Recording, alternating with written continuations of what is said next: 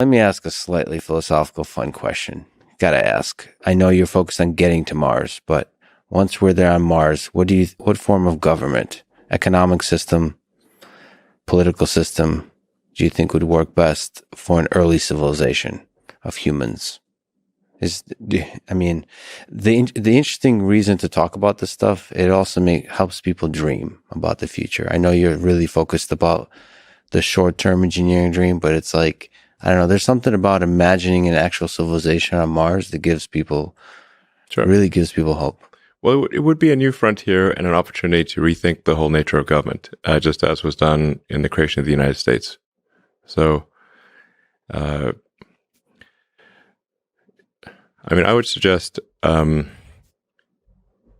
having direct democracy, like people vote directly on things, as opposed to representative democracy. So, representative democracy, I think, is too subject to special interests and, a coercion of the politicians and that kind of thing. So, I'd recommend that there's just direct democracy. People vote on laws. The population votes on laws themselves, and then the laws must be short enough that people can understand them. Yeah, and then like keeping a well-informed populace, like really being transparent about all the information about what they're voting for. Absolute transparency. Yeah, and not make it as annoying as those cookies. We have to accept the cookies.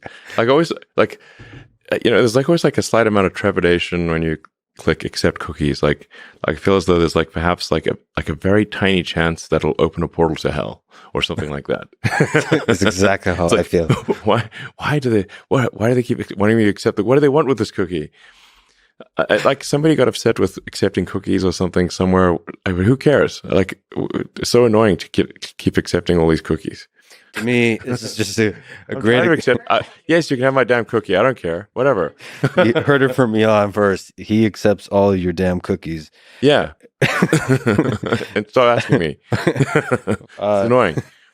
Yeah, it's one example of implementation of a good idea done really horribly. Yeah, it's somebody who was like, there's some good intentions of like privacy or whatever, but now everyone just has to click accept cookies, and it's now, you have billions of people who have to keep clicking accept cookie. It's super annoying. Then we just accept the damn cookie. It's fine. There is like, I think a fundamental problem that because we've not really had a major, like a world war or something like that in a while, and obviously we'd like to not have world wars. There's not been a cleansing function for rules and regulations. So wars did have, some silver lining in that there would be a reset on rules and regulations after a war. So World Wars I and II, there were huge resets on rules and regulations. Now, if the society does not have a war and there's no cleansing function or garbage collection for rules and regulations, then rules and regulations will accumulate every year because they're immortal. There's no actual humans die, but the laws don't. So we need a garbage collection function for rules and regulations. They should not just be immortal, because some of the rules and regulations that are put in place will be counterproductive. Done with good intentions, but counterproductive. Sometimes not done with good intentions. So if rules and regulations just accumulate every year, and you get more and more of them, then eventually you won't be able to do anything. You're just like Gulliver with, tied down by thousands of little strings. And we see that in U.S. and like basically all economies that have been around for a while, and regulators and legislators create new rules and regulations every year, but they don't put effort into removing them. And I think that's very important that we put effort into removing rules and regulations. But it gets tough because you get special interests that then are dependent on, like they have a vested interest in that whatever rule and regulation, and that they fight to not get it removed. Yeah, so I guess the problem with the Constitution is it's kind of like C versus Java because it doesn't have any garbage collection built in. I think there should be. When you first said the metaphor of garbage collection, I loved it. From a coding standpoint.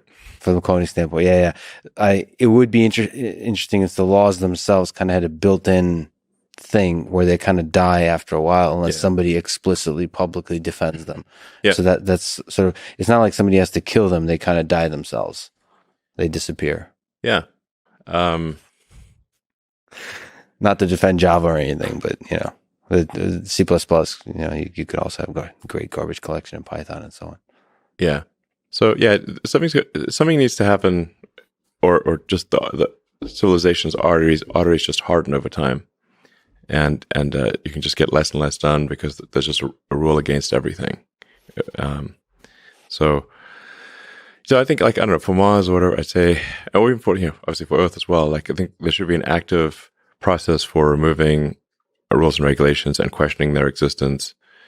Just like if we've got a function for creating rules and regulations, because rules and regulations you can also think of as like they're like software or lines of code for operating civilization. That's the rules and regulations. So it's not like we shouldn't have rules and regulations, but you have code accumulation, but no code removal, and so it just gets to become basically archaic bloatware after a while, and it's just it makes it hard for things to progress. So I don't know, maybe Mars, you'd have like any given law must have a sunset, and require active voting to keep it up there, and I actually also say, like, and these are just, I don't know, recommendations or thoughts, and ultimately it will be up to the people on Mars to decide. But I think it should be easier to remove a law than to add one, because of just to overcome the inertia of laws. So maybe it's like, for argument's sake, you need, like, say 60% vote to have a law take effect, but only a 40% vote to remove it.